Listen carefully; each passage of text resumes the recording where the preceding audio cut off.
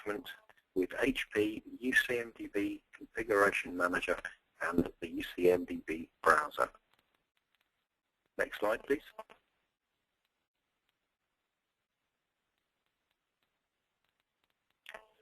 Today's webinar is brought to you by HP and Vivid.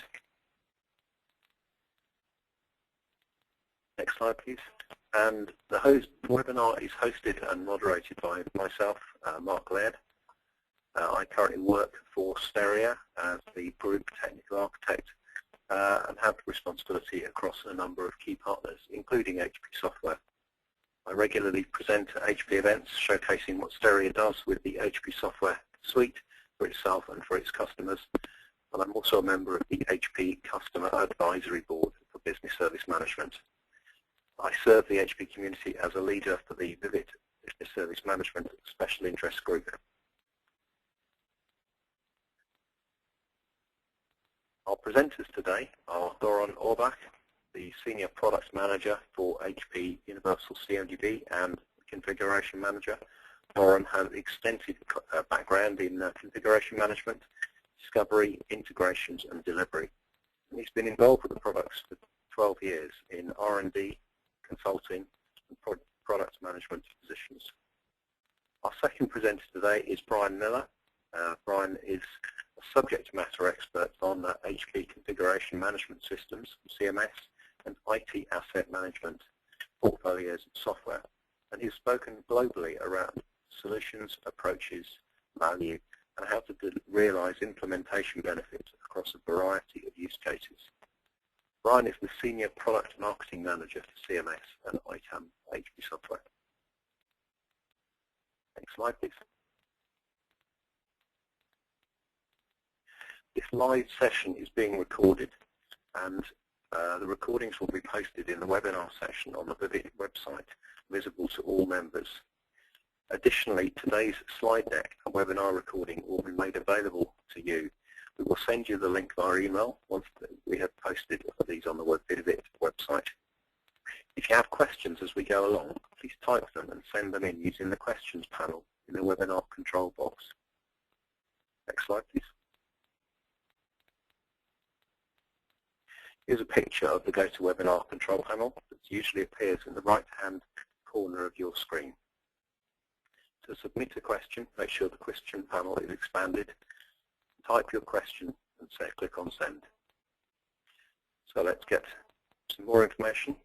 Next slide, please.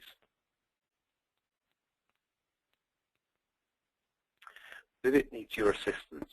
We would like to be one of the largest groups with members attending the HP Discover in Las Vegas in 2014. Here's how you can assist. If you register now and enter code SWVIVID, you will enjoy a $300 discount and ensure that you receive the Discover information tailored to your needs. Please encourage all Vivid members to use the code when registering. Next slide, please.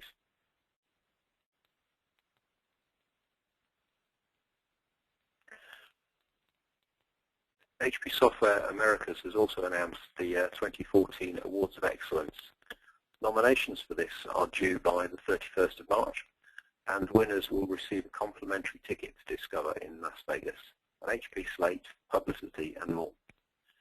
Visit the HP Experts, IT Experts community for forums, blogs, and upcoming events, and to register for the monthly newsletter. You can also participate in upcoming online expert days. At this point, I will hand over to Doron, who will continue the presentation. Doron, over to you. Thank you very much. Good morning, everybody, or good evening. My name is Doron Orbach, and I am the Product Manager for the UCMDB and Configuration Manager. Today, I will discuss the topic of Advanced Configuration Manager, and I will present it together with the HP UCMDB Configuration Manager and the HP UCMDB Browser. In this presentation, we will try first to define some of the problems that we think that you are having in any large enterprise today, mid to large enterprise today, and our Configuration Manager is positioned to resolve these problems. I will also try to define what is Advanced Configuration Manager, what extra value it brings over the standard Configuration Manager, and how HP tools are designed to solve these problems. Pay attention that we will demonstrate the two products, the UCMDB Browser and the Configuration Manager. However, this will not be a deep dive into the technical aspects of them. We'll give you some of the notions of how we use the products and how they can solve them. For deeper technical look into these products, we can definitely have a follow-up or with your representative of HP software. If you ever work with the UCMDB products in the past, it might introduce you to some advanced concepts and advanced usages that you have not met so far. If not, if you haven't worked with the UCMDB product, this will be a nice introduction into some of the problems that these tools can resolve. We will have some polling questions during the presentation, and the sequence of events will be as follows. In part one, we will discuss what is the configuration management, what is the advanced configuration management, and what questions that we try to solve. Part two will discuss the UCMDB browser, and specifically, how can we really open the CMDB gates to standard IT users, and learn how standard IT users can benefit from the CMS data. And this is a big mission that we took on ourselves in the HP CMDB. The third part will discuss the advanced configuration management using the UCMDB Configuration Manager. This is a tool that runs on top of the UCMDB, on top of the CMDB, and ensure that configuration quality and the quality of the business services. And in the last part, we have a question and answer session in which we will try to accommodate as much answer as we can as time will allow us. So without further ado, we will start with the presentation, which part one again is the how do we define the advanced configuration management and what does it try to solve. But before I start into this, I would like to get a glimpse of how many of you really are familiar or have CMDB. So Stephanie, would it be possible to run the polling question number one, please? Okay, Mark, take it away. Yes, so if you'd like to complete the quick poll, please. Has your organization implemented a CMDB? There are 4 answers. Yes, a homegrown CMDB. Yes, a vendor CMDB. No, and we don't have any plans. Or no, but we're planning to implement.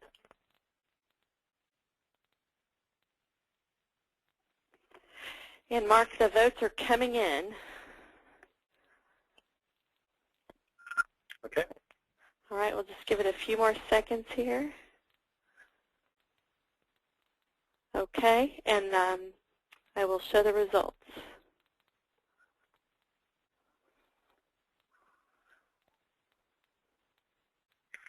So Doran, the majority there, 65% are a vendor CMDB. No, but planning to implement, 22%, and then 7% for both a homegrown CMDB or no and don't have any plans. So back over to you. Okay, thank you very much. Interesting. So large amount of you really implemented CMDB, so that's good to know. So I hope that some of the concepts that we will talk about today will help us to get to some vision of how HP sees advanced configuration management and what do we try to solve. So let's talk about some of the concerns that that you might have in your organization. The first one is about changes. We all know that when there is a problem, usually it involves some kind of change, because when things work, usually they continue to work as they are. But when we change something, we sometimes ignore things that might affect our production system, and this is causing us major issues. We are all aware of very public failures and outages that we read from time to time. But we all know that what we see is just the tip of the iceberg. And below the sea level, there are many failures and many outages that we would have liked to prevent. We think that configuration management system is supposed to help you preventing this, and we will talk about it. And the next thing is the changing process itself. So we all have business services. Some of them are more critical, some of them are less critical. And when we do a change, we want first to have a process in which we will know what might be the impact of this change. It's one thing to know from a technical perspective what is the server and how to change it technically. It's another thing to understand which services might be impacted and what is the relationship between one business service and another. Another management concern, which is applies to 100% of the organization that I've seen, is how to cut costs. We really need to run our IT business today as a business. It means everything needs to be accounted for, and it needs to run in an efficient way. Configuration management system as in one of its priorities to resolve also this issue, and we'll talk about how configuration manager in particular is a tool that can help you to resolve this concern. So when we look at the tree of the CMS question, down the bottom line, configuration management system is supposed to be in the center and in the heart of many of the processes that you have in your organization. It starts with release management. It goes to availability management, and of course change management, a process in which I need to ensure that the changes that I do for production and pre-production systems goes without affecting major services. And eventually, when we talk about all these services, even if we have the most complex and precise process to resolve it, down the bottom line, if we don't have the right data to support it, we probably won't have this process work in the right way. I can get all the approvals that I want to make a change, but if eventually nobody in the chain knows which service is going to be affected by this change, we might as well say that this change approval chain was working in a right process, in the right manner, but eventually it wouldn't bring us to the right result. Are we risking a service that is critical? Are we exposing ourselves to some outage that will affect our business? For all of this, we really need to ensure that our CMS system, that our configuration management system has the right data, has the right business context in it, has the right relationship between the infrastructure component and the business component, and is able to give me quality results about what is this effect going to be of the system. And we'll talk about how we bring it with the software. So let's look now at three different levels of management problem. The first one is the problem of what do I have out there? This is the basic question. This is in the area, if I'm trying to define it, in the base configuration management systems. It's the question of which assets do I have? What do I have in each of my data center? What are the software assets that I manage? What is really installed out there, and do I know if what is installed out there on the service is really the software that I'm intending to be installed? Do I have the right versions? If somebody is changing the version of a software, does it change it to a level that is approved by me? With this comes also the question of licensing. Am I licensed correctly? Do I have the right licenses? Am I over-licensed or do I under-licensed? Maybe I'm not using all of my licenses. Maybe I'm overusing my licenses and I'm exposed to some kind of a penalty. So all these questions are going under the category of the asset management and the asset discovery, and this is the base question that we ask with Configuration Manager. When we're moving up to the chain of configuration management, we go to the level of the services and application. This is a level which just knowing what are the assets is not sufficient. You also need to know what is the relationship between the assets and applications. Not just this, you need to know what is the relationship between the applications and the business services that they support. Which business service is related to which business service? Which application might affect the other business service? All of these questions are critical because changing one application might interfere with more than one business service. And you want to know this before you're going to touch and do any change. And by the way, when I'm talking about the services, it's not just on the change process, also on the availability area. When you get an event on any server and you don't know which business service it's supporting, it will be really hard to say what is the criticality of this event. Do you need to apply your procedures of critical application, or this is just a minor non-affecting users applications? Without real understanding of what are your business services and which infrastructure is supporting them, it will be really hard to say what is the criticality that you need to assign next to this event. And without understanding this criticality, really everything might become critical. And when everything is critical, then your priorities might not be right. You might be working on the wrong problem instead of spending your resources on the most immediate and most urgent problem. So this problem applies really to change, and it applies to availability. There are several other areas in which this problem applies. Many organizations today are doing some kind of data center consolidation, data center migrations. In all of these scenarios, you need also to have this kind of data of your businesses and services, because once you want to move from one data center or to move from non-virtualized environment to virtualized environment, you really need to know that you are accounting for all the business services and you are not leaving it behind, and that you have a process to move a complete business service without affecting other business services at the same time.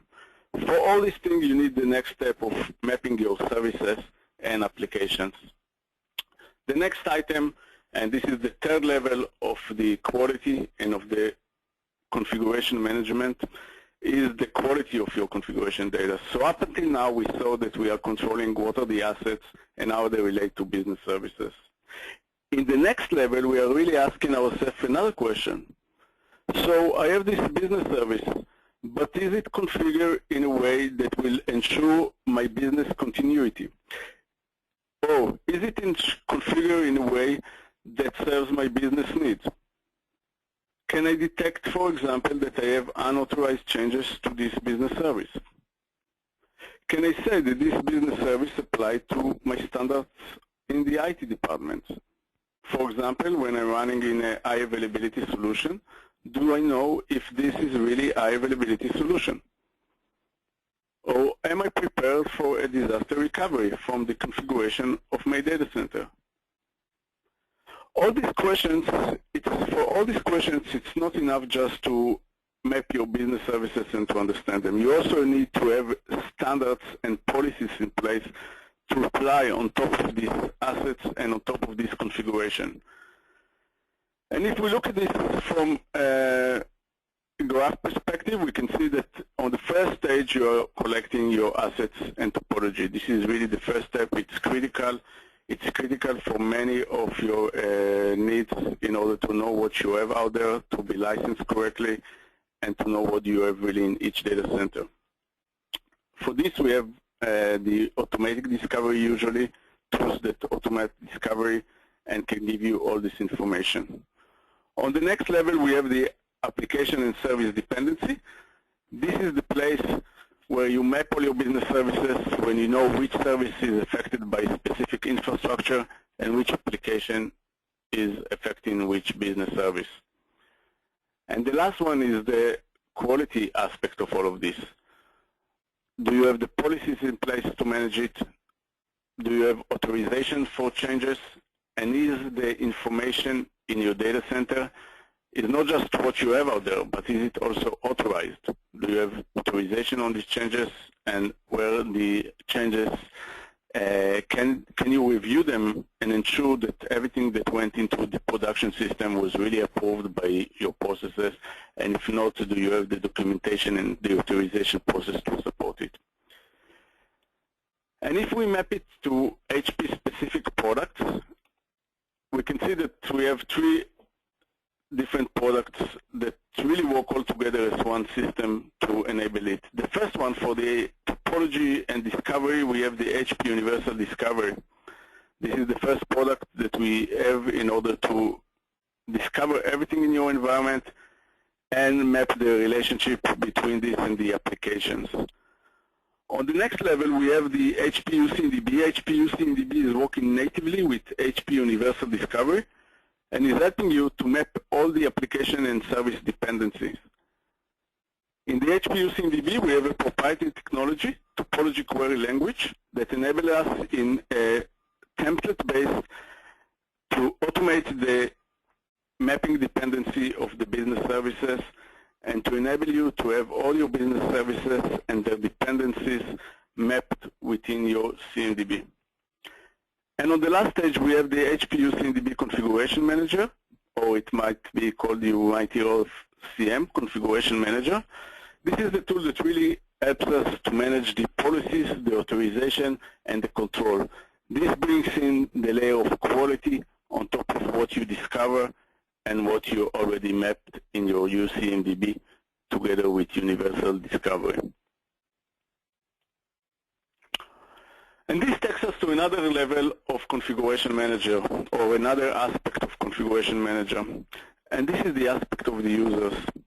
In traditional systems of configuration management, we have seen that the main consumers of the data were two. Were the CMDB admins, the ones that actually manage the CMDB admins. They were the configuration managers, the people that use it, I would say via other tools, for example, service managers, service desks. We can also add here probably the availability people, the people who manage the business service management. And these people usually consume it by integrating the HP or other tools, other configuration management systems into their products. But we in HP think that in order to really expose the value of configuration management, these tools need to be open to other users. What we think is that many business owners, for example, or support teams, or all these personas that appear on the bottom right here of the slides, might benefit from looking into this information. They might benefit because usually when they work in their silo, not always they are aware of what is the relationship between what they do and how the business is affected by this. If I'm a DBA, I'm not always seeing which applications my database are serving and what changes in them would mean to the application. If I'm a storage manager, I will have the same problem. Same for network manager. Usually each one of these towers is really concerned about his own paradigm, but is not looking at the effect of the business service.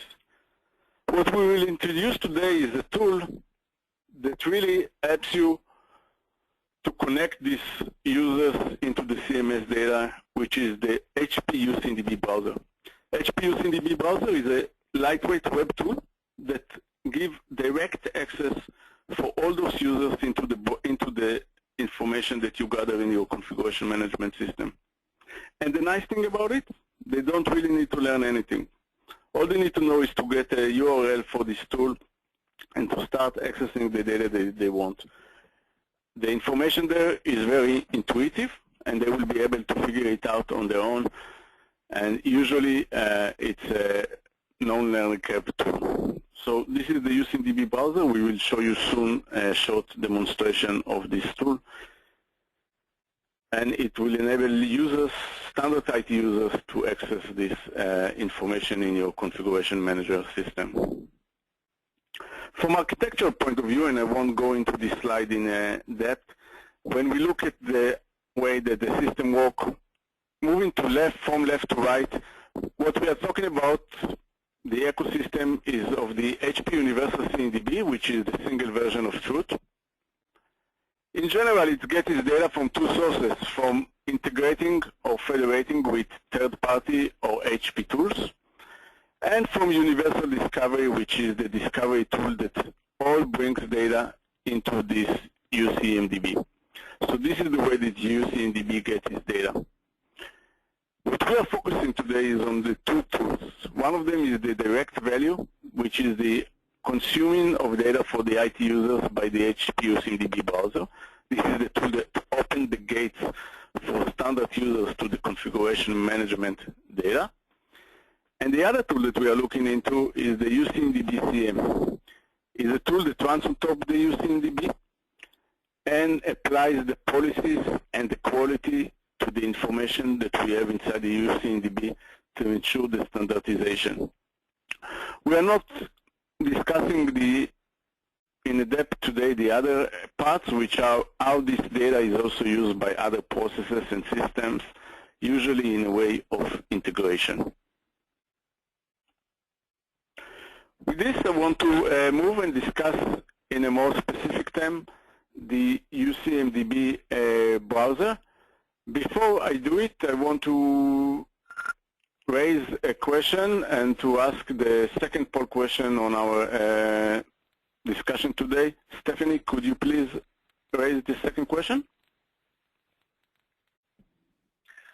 Okay, so how many users have access to your configuration management data? Select one of the following, 0 to 5 users, 6 to 10 users, 11 to 100, or more than 100.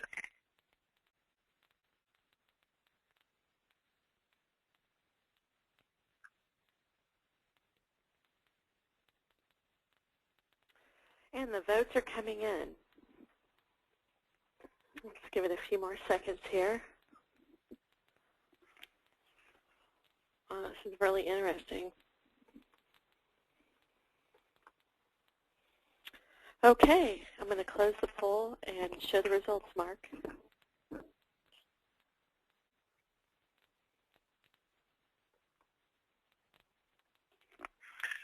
Okay, so the majority there, 42% have more than 100%, more than 100 users accessing the data, and then it tiers down between 11 and 100, 22%, and between 0 and 5 and 6 and 10, fairly similar, 18%.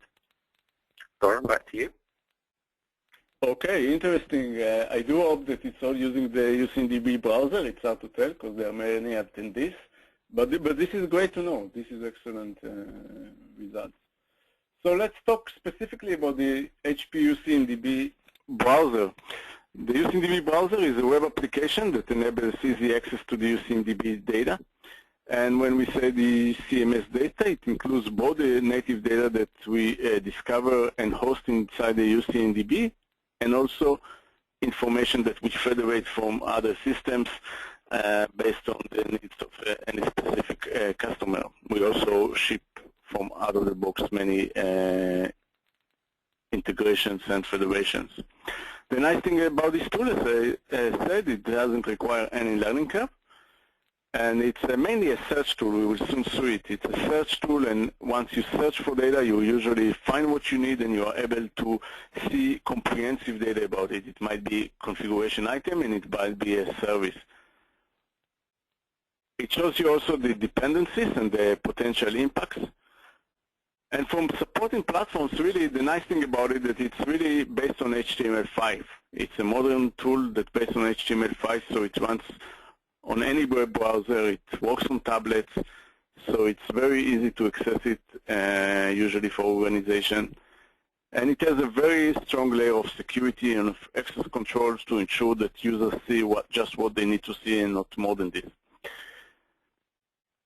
And with this, I want to move to the short demo. It will be a few minutes demo of this tool. And then we will go back and discuss the configuration management with the time we will have left.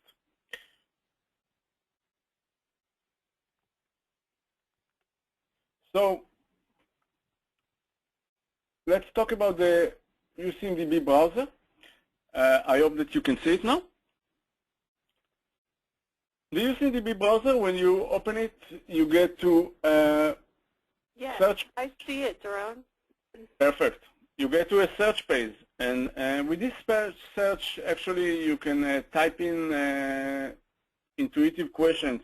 In this case, I want to search for all my windows, and let's start to see what happened when I search all my windows. I get to autocomplete. I will choose all windows, Once I search for it, I get to results of the windows that I have in the system. I can currently see that I have 1,147 Windows servers. But let's say that I want some specific service, so I want just the windows that are located in a specific area. So I'm searching for all windows located in, I will search for Long Island. So located in Long Island.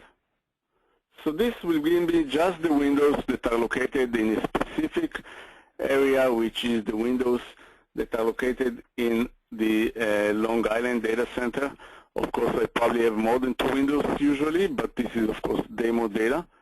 And now I can click on this information and get to the extensive information about this Windows server. What we can see are actually small rectangles.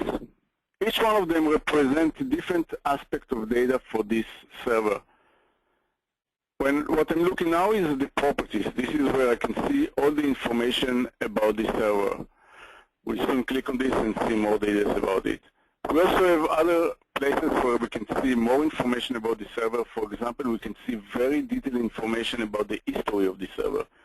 We can see for any duration of time that this server has been stored in the UCMDB, what is changed of it, what is the history of attribute changes on it, and what is the history of related servers or related items changes on it. So imagine now that you have a problem with the server, and you know that something was changed on it because it worked 2 days ago, but it doesn't work now. It's very easy to go to the history and to see what has changed in the last 2 days on the servers to tell what are the changes that might have caused this problem.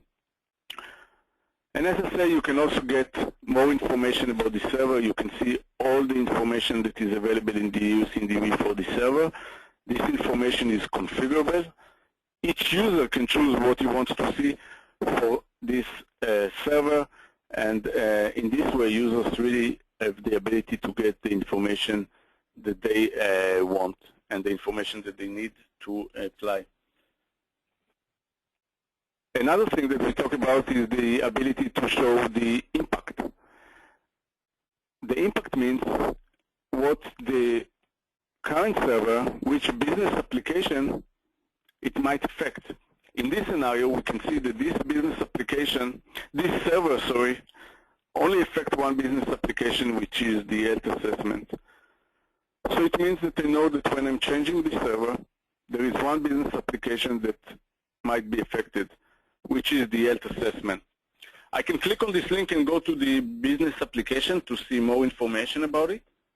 Or I can search for this health assessment and search for, and I can see that I have the health assessment mapped in multiple ways. I have it in a QA way, I have it in the dev system, and I have the health assessment in the production. Let me click on the health assessment in the production. And when I go to the health assessment in the production system, I can now get information about the health assessment business. This presents information that is aggregated from all the components of this health assessment. It means that if, for example, I can see changes or requests for change for this business service, it means that I can see them for the entire components of this service. I can also go deeper and see the topology of this service. It means the way that these business services, the components that this business service holds. In this case, we can see that it's a business service that is comprised of several Windows services. It comprises of a J2E cluster and several application servers that are connected to it. I can see the load balancer. I can see the storage arrays. And the nice thing about this is that whenever I'm pressing on each of these items, I can go deeper, click on them, and go and see the information for the next item. So now I move to the storage array, and now I can see the information about the storage array. And on each step on the way, I can go back because I have on the bottom the way to go back to the results that I were visiting before. So this was a very short demo of the UCMDB browser. The information that we see is information that is coming from both the UCMDB server and federated information from different products. In this case, we've shown federated information from service management and from business service management. Going back to my presentation, the last topic that we will discuss today, we still have one more demo to show you, which is of the HP Configuration Manager. We'll soon move to this. So we've seen the UCMDB browser, and let's talk 2 minutes about the Configuration Manager and move to show a demo of this HP UCMDB Configuration Manager. So what is the HP Configuration Manager? If we remember, we talked about 3 steps in analyzing our configuration management. The first one was of the assets. Let's discover what's out there in the assets, the relationship between the assets. The second one was of the business services.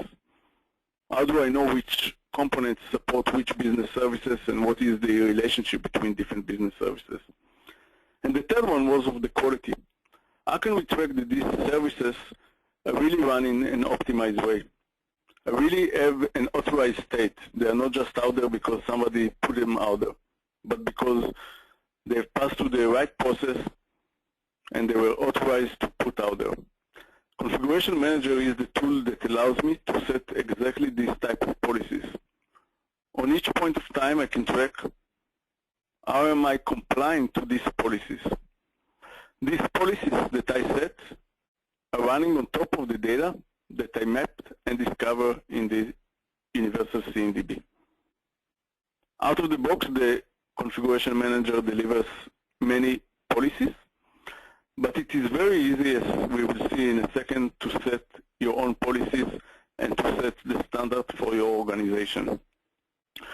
These policies eventually apply and help you to achieve several aspects. The first one is to standardize your IT configurations, to make sure that you are running on standards that you set yourself in terms of servers, of software, and anything else that you want to set for your hardware or software perspective.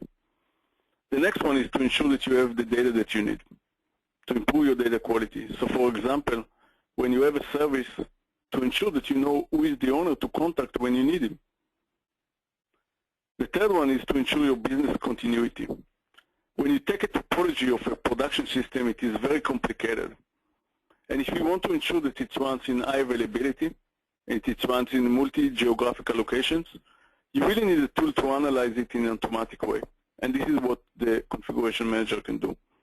And the last part is really to control changes, to make sure that you have standards and the standards apply to the changes that you are doing. And if an unauthorized change has been made, you can apply a process to fix it and to resolve it. These tools eventually will answer questions like, do you have all the information that you need about your services? Is your production architecture resilient to single point of failures? And do the servers that service your production are really similar to the ones that you have in the disaster recovery area? So when you want to move to the disaster recovery, not want, but need to move to disaster recovery, are you covered and ensure that the business will continue on running even in the other situation? And with this, let me move it and let me introduce you another team member, Ido Niv. Ido is the UCMDB Chief Architect, and he will present the Configuration Manager demo in the next demo of 5 minutes or so. Ido, would you please present it? Hi, everyone. I can see your screen. It looks great, Ido. All right, so we'll start. Okay, so we are at the landing page of the Configuration Manager, and it is designed to expose the business use cases you would want to accomplish using such a tool. We can see the three business cases of standardization, business continuity, and data quality. Every one of them is represented by an entity called a policy. In addition, we have an advanced model to manage an authorization procedure of a service, such as reviewing the changes in context and making sure that changes are backed up by a request for change from your service desk application. Also reviewing past changes and authorizations where you can compare the states between 2 points in time. In addition, you can also perform ad hoc analysis and on configuration data that will bring business insights and will drive a manageable standard by the tool. Below, we can see a dashboard of the compliance level of my views, whether they are service views or inventory views. The compliance level is composed of all policies that support all the use cases above. This will be a starting point for the business insights of all my services. CM also highlights the compliance level of every policy according the whole CMDB. And last, a summary of the authorization status of each of our views in order to call for actions on this process. Let's have a look how we drive business continuity policy and apply them on our application. In this list, we'll choose the virtualized J2E cluster view. This is an out-of-the-box view that captures all the J2E cluster applications deployed in a virtualized environment. In this example, we have one such application, but you can imagine what it would be like if we had 50 such applications. Without this tool, it would be impossible to manage. We would like that all those applications under this view will be configured robustly, such that business they support will continue to run. We can think of ES6 servers, these two, running the VMs should be located in a different place. They, of course, should get a separate power supply, and we need to make sure that there is no single point of failure. The tool provides such policies out of the box. Automatically, the tool manages out-of-the-box views and apply the out-of-the-box business continuity policies. Let's check out the status of this view. We'll choose this cluster CI, and we'll explore the policy list that is automatically managed. First, the host geo redundancy. We are making sure that critical applications are not dependent only on one site application. See, the two ES6 servers are actually connected to the Long Island site, which leads Configuration Manager to raise a flag using indicators and use email notifications. The second one, the host power distribution unit, the two ES6 servers that support the 3 VMs above, they run on, are each connected to a separate power supply unit, these ones. And that's good, and as CM indicates, the policy is satisfied. Third one is host single point of failure, which makes sure that the VMs are not all running on the same ES6 servers. And in our case, although 2 of them are running on the same ES6 server, the third one uses a different ES6 server, which makes the policy compliant. In addition, you can see that there are 3 application servers in the cluster.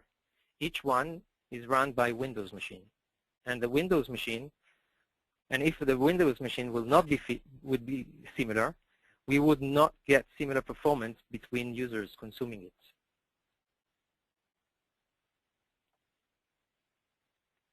Let's create a policy that will track their similarity. We'll go to the home page, and we'll create a policy to standardize the configurations of the data. We'll choose our virtualized J2E cluster view,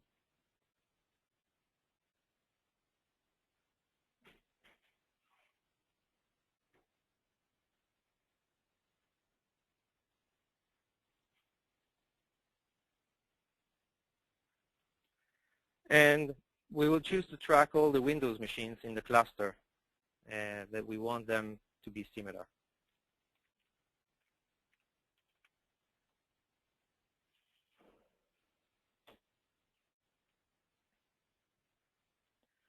This shows me the configuration details the tool will compare the servers according to. I'll take the default ones, and I'll give it a name. All servers look alike.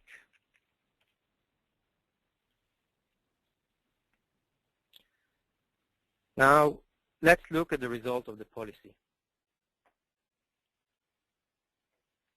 I'll go to the statistics module,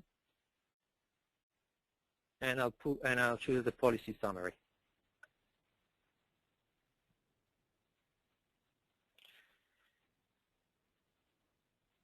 Okay. And now this is my policy, and it's already calculated. And under this view, we have 3 Windows machines, 3 CIs that are breaching this policy.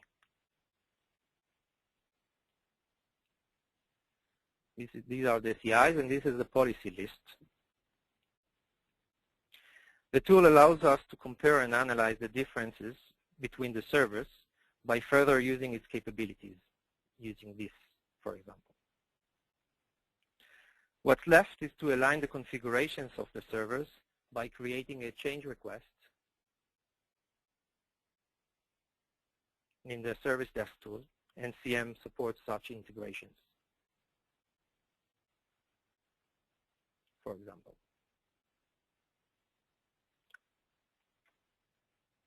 Okay, so this is just the tip of the iceberg, and thank you everyone. Doron, back to you. Thank you, Ido. So let me just go back to the slides. So with this configuration management demo, we were able to show how the quality management of the services and CI information can be handled via Configuration Manager. And when you bundle this with the ability to do the access to the data outside the CMS by standard users, you really get to a powerful configuration management system, whereby on one end you have all your business services and application mapped inside the UCMDB.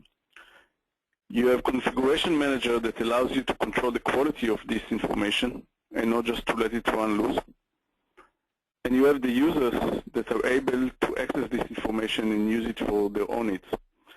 Side by side with ability to integrate with other systems, this really enabled us to apply what we call advanced configuration management. And this concludes the discussion from our side, and let's open it to Q&A questions. Thank you. Doron, did you want to run that last poll?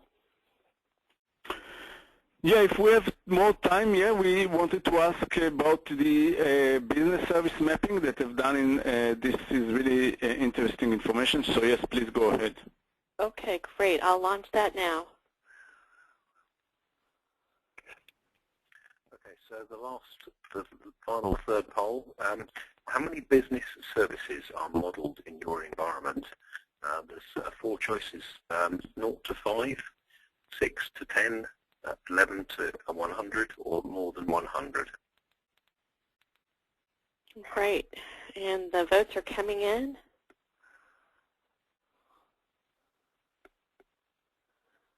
Let's give it a few more seconds here. They're still coming in quite quickly.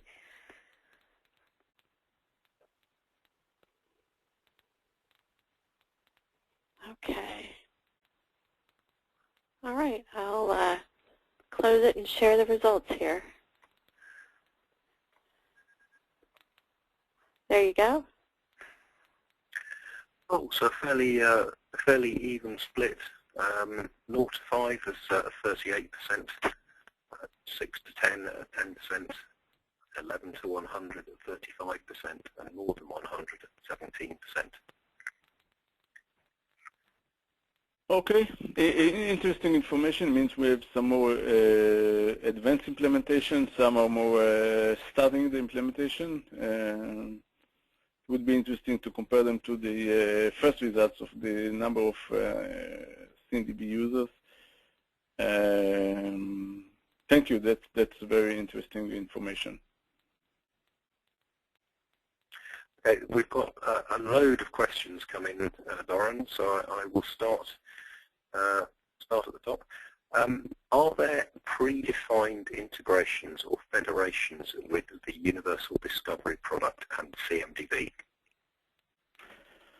Yeah, excellent question. We actually, out of the box, the UCMDB delivers many integration pre-built. The nice thing about these integrations is that we have integration both with HP products and with non-HP products. And I can differentiate between the integration in some ways, but one of the ways is there are some integration in which we consume data from different sources. For example, from network managers like NNMI or storage managers like Storage Essentials, or even of other companies like EMC for storage and from Cisco Works for network information. And we also have the ability to federate information from different sources. We do it, for example, with tools such as Service Manager, Network Node Managers, and other tools we are federating information. And the last part is we also have push adapters that push information to different tools to enable their fluent work. We have quite a large list of integration and adapters, and if needed, I can supply it afterwards in some kind of a list. Okay. Thank you very much. The next one. In a large enterprise, who really owns the HP Service Manager, CMDB, the UCMDB, and the CMS as a whole? Well, I would say that it's really what we've seen, that there is a split between different accounts. So when it comes to change management, service manager, and to it's clear, usually these are the change managers, the change owners, the configuration manager, it can be named in different names in enterprise accounts. For the CMDB, there are some different ways to look at this. There are some accounts that use the CMDB in the context of business service management. In this context, sometimes the CMDB will be owned by the availability people, by the people who manage business service management.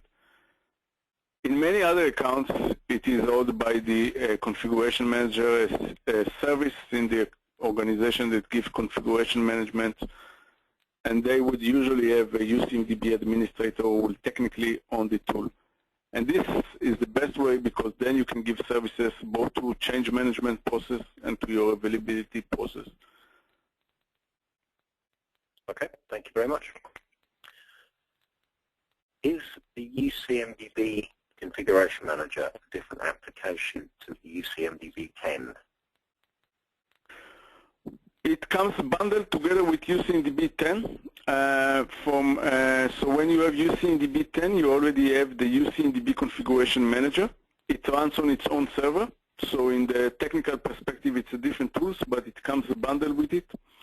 And the nice thing about it, from a customer perspective, I would add, is that the basic functionality of Configuration Manager, once you have the UCMDB, comes as a free entitlement. So you can use the basic functionality as a free entitlement with some advanced features that are under price license. Okay, I think this next question fits on very nicely to that. Which of these features can I use without having to purchase a Configuration Manager license? So I think I have answered it. There are some advanced things inside Configuration Manager that need a specific license. The main one of them is to look into the topology policies, which are policies that are like the high availability that we have shown. This requires a separate license. But for base policies, there is no need for additional license other than to have the UCMDB license. If there is a specific question, I will be more than happy to take it afterwards, because it goes into a bit of details. Okay. just from a practical aspect, what version of UD or UCMDB have you been demoing today? This was 10.10, the latest version, which is 10.10 UCMDB. Okay, thank you. Right, next question. How many people should typically support maintaining the CMDB current? This is a great question, but the answer is that it's varied. It really depends, and it really depends on what is the needs for the account. I would say that it must have at least one person. It must have at least one person that is the champion, that owns it, that can ensure that access level is set correctly, that the discovery process has the right credentials, and that things operate smoothly. More than this one person is something that we do see in several accounts, and it depends really on the amount of, I would say, extra work that needs to be done. Sometimes the extra work that needs to be done is to get, for example, credentials for application. You need to go and talk to security personnel, or to go to the business owners and to get this. So there is some work that needs to be done externally, and usually there will be, again, at least one person, and more on case of need to manage it. Okay. The next one, I own UD and UCMDB. Oh, so we've had that one. I do apologize. How does this set of applications compare with the HP IT Service Manager toolset? How does this application, I didn't hear the second part? Sorry, how does this set of applications compare with the IT Service Manager toolset? Well, it complements the Service Manager. These two tools, the UCMDB and the Service Manager, have integration. And UCMDB is the main data source of Service Manager, so it can push natively the data to Service Manager, and to enable the change management inside Service Manager to use the data from the UCMDB. Moreover, Service Manager is able to embed the UCMDB browser, and so to reflect results directly from the UCMDB. So they really complement one another. Okay, thank you very much. Look at that one. Is history available only if we baseline the configuration? For example, can we detect what changes happened to a file aura.ini? So there is no need of baselining for detecting changes. What you needed to detect changes is really to have discover the data that you want to change. So if you discover it, then the UCMDB is the one who detects the changes. There is no need to cut baselines just for detecting changes. As per this question specifically asked for detecting changes in files, if we discover this file, and this is let up for users to decide which files they want to discover, UCMDB can discover any file in the system. So if this file is one of the files that the UCMDB admin decided to discover, then the changes will be tracked on him, and usually these changes for files would mean knowing when was it changed or who changed it, and so on. The next question, is health assessment info from another, is that from another application or just from UCMDB? Health assessment? Yes, that's what it says. I believe this is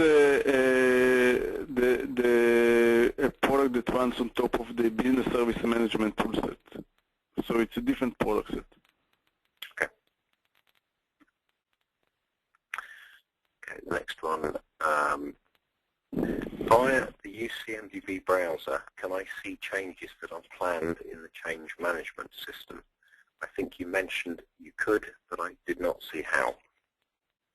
Yeah, that's correct. We mentioned that we can do it, but we didn't show how, so this is all correct. Yes, so the answer is yes. We have the request for change widget that shows for each configuration item and for each business service all the requests for change that are applicable, that are relevant for this CI. And if it's a service, we aggregate all the requests for change for this service. Okay. The next question, do you currently integrate with ServiceNow? Well, this is an HP forum. No, I'm kidding. Yes, we integrate with ServiceNow. We have a push capability into ServiceNow from the UCMDB. So we have a push capability to push information from UCMDB into ServiceNow, so to leverage the power of the HP Discover inside ServiceNow. Okay, thank you.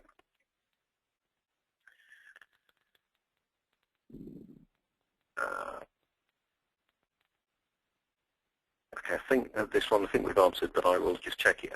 Were we seeing advanced analysis capability today, or was that standard functionality, or a mixture of both? So can you please repeat it? I didn't understand it. Sorry, in the demos, were we seeing advanced analysis capability, or was that standard functionality, or was that both? Well, it's everything that we show exists today as a GA product. So this is advanced. We think it's advanced in the concepts, and it's but everything that we have shown is available to customers who have this software. So it's not something that we plan on or something that we see in the future. These are GA products and can solve real problems of today with the current toolsets. But is it part of was that part of an advanced license or a standard license? So the UCMDB browser, all the things that we show inside the UCMDB browser are coming with the UCMDB entitlement in the basic one. For the configuration manager, there were parts that were part of the basic license. Some of the parts require advanced configuration management license, and we have shown them also today. So there were a mixture of basic things and advanced things inside configuration management. Okay.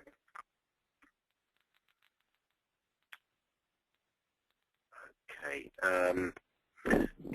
Is there a difference between the BSM UCMDB and the standalone UCMDB server? There is no difference. The BSM has within it a component that is called RTSM, which is UCMDB. It is version 9.05 of the UCMDB, but it's a full version of the UCMDB. So there is no real difference. The only difference is that the UCMDB standalone today has a more advanced version. Probably in one of the future versions of BSM or OMI, they will include this version. But as of today, BSM has a version 9.05 of UCMDB, which is come bundled under the name RTSM because it connects several other capabilities which are more related to the availability management aspect.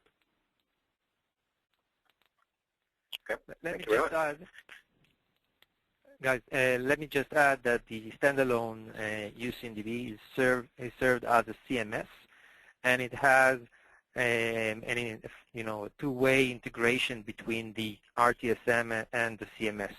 So the standalone would serve as the CMS, and the UCMDB in the BSM is the RTSM, which more serves BSM use cases. So there is a place for both. Thank you, Ido. Thank you very much. That's correct, absolutely correct. There's another one here. Can you show the server CI topology relationship to business services?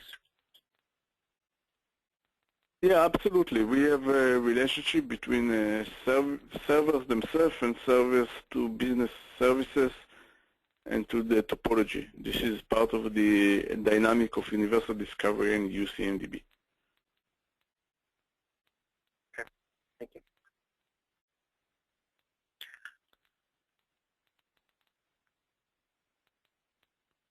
Right, there's another one here.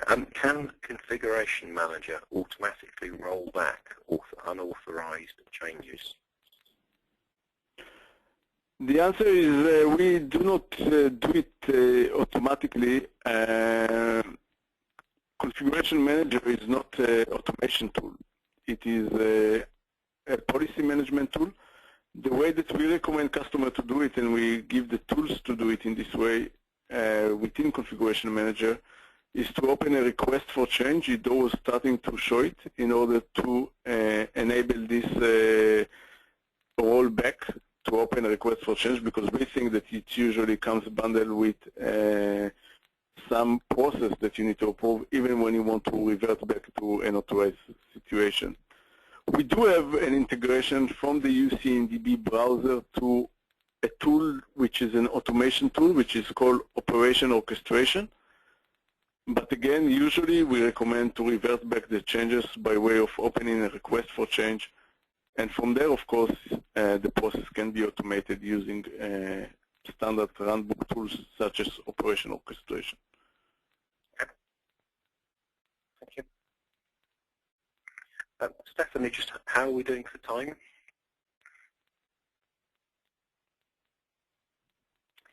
I think we have a couple more minutes here for a few more questions.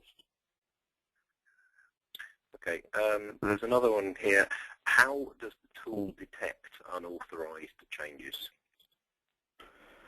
Well, this is a great question, and in general, the tool detects it via two main ways. The first one of those is the request for change. So we are looking into requests for change that are coming from the service desk tools, from service management tools, and looking if there is a match between the change and the request for change. Usually, if there is no matching between the change that was done and the request for change that was open, it means that it was not authorized as a change. Another way to detect an unauthorized change is to compare it versus the standards that we set in our environment.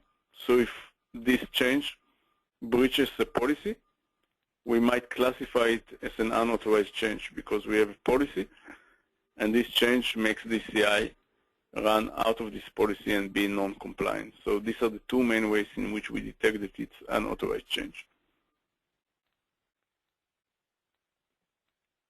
Okay, thank you very much. There's a question here about the upgrade from UCMDB to version 10. Are you able to give us some ideas on how complex that is, or how to approach that upgrade? Upgrade from version 9? Yes. Well, we have many customers that have taken this path, and on our side, we give automatic tools to do this upgrade. So there is a path to do it in an automatic way, and this should work without problem. I don't want to underestimate the process, because what we have seen is that there are customers who have made changes, who have made configurations, so have made their own specific adapters or specific diversions of the product, and this needs to take into account. So with all that said, we are giving great tools, but it's in environments that are very customizable.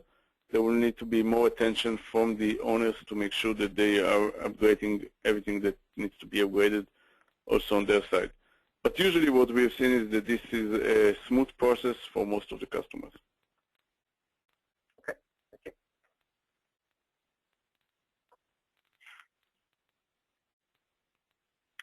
Okay, a question about the licensing model for the UCMDB and the UCMDB Browser. As in Service Manager, which is licensed per module per user, does that work within UCMDB, or can an entire company use CMDB Browser with no limit? Okay, good question. In general, from licensing perspective, UCMDB, not the UCMDB browser, UCMDB is given as entitlement license to any customer that has either Service Manager, Asset Manager, or purchase Universal Discovery. So any of these three types of customers receive the UCMDB. Once you have UCMDB entitlement, the UCMDB browser is come bundled with this, so there is no licensing per the number of users in the browser. You can use it for as many users as needed.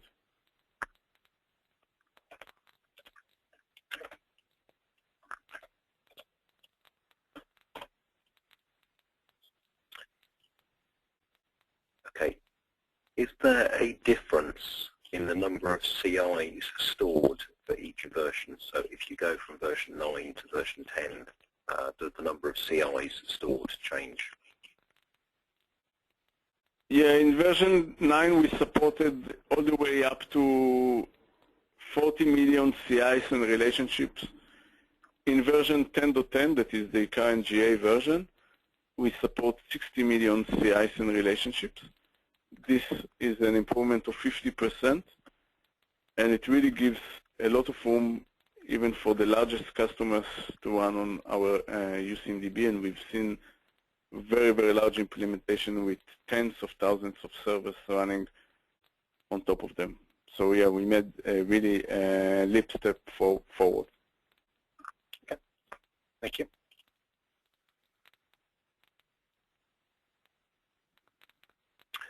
Without UCMDB, can we implement the OMI console and the runtime service model?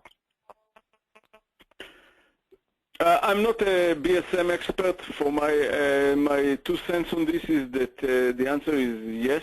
If you can use BSM, it has embedded the CMDB, and as Ido described before, customers who want a larger configuration management system with the use cases that we've covered in this presentation will need also the UCMDB and to complement with the other use cases. But for the basic usage of OMI and BSM, you have the RTSM, which is sufficient for this use case. Okay. Stephanie, I think we're sort of there's a number of other very technical questions which probably would take time to answer.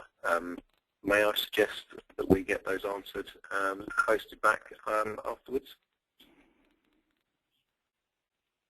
Agreed. Agreed. So can we go back to the slides and maybe have the next one? So I'd just like to thank everybody for attending. We will endeavour to get the remaining questions answered and posted out. There's a couple of quick surveys, which there's a quick survey which we would really appreciate people filling in. It helps us when we're planning the webinars and getting feedback on attendees. But thank you very much for attending. I hope everybody's enjoyed it. It's been very thought-provoking and very informative. Thank you very much.